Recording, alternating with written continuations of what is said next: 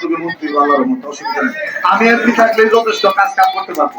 তাই আপনারা সবাই আমার জন্য দোয়া করবেন, সবাই আমার জন্য দোয়া করবেন।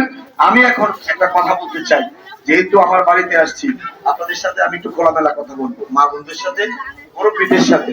আপনারা প্রশ্ন থাকলে আমাকে করবেন, আমিও আপনাদের সাথে কথা বলবো, আর বক্তব্য না। পাশাপাশি আপনারা যেমন ভোট দিবেন, বিএনপি কে ভোট দিবেন, বিএনপি কি করবে আপনাদের জন্য, জনগণের জন্য কি করবে, নারীদের জন্য কি করবে, কৃষকের জন্য কি করবে, যুবকদের জন্য কি করবে, ওলামায়ে কেরামদের জন্য কি করবে, আমরা সেই কথাগুলো আপনাদের সামনে একটু কথা বলবো।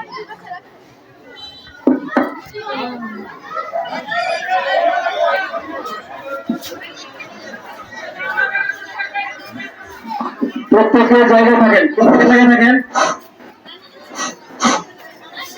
প্রথমে আমরা কথা বলবো আমার মা বোনদের সাথে। প্রথমে আমরা কথা বলবো মা বোনদের সাথে। আপনারা ভালো আছেন? ইনশাআল্লাহ। আমি চলে আসছি আমার বোনদের কাছে, আমি চলে আসছি আমার মাদের কাছে। আপনাদের সন্তান আমি, আপনাদের ভাই। আপনারা আমার কথাগুলো শুনেছেন। আগামী দিনে যদি বিএনপি রাষ্ট্র পরিচালনার দায়িত্বে যায়, তাহলে আমরা মা বোনদের জন্য কি করব? আমরা সকলেই জানি, আমারও স্ত্রী আছে, দুটি সন্তান আছে, একটা পরিবার আছে। এই পরিবারটা আগলে রাখে আমার স্ত্রী। আমি ইনকাম করি, অনেক পরিবারের মা বোনরা রোজগার করে। এই রোজগারটা স্বামী স্ত্রী মিলেমিশে ভালোবাসার বন্ধনে আমরা এই সংসারটা চালাই।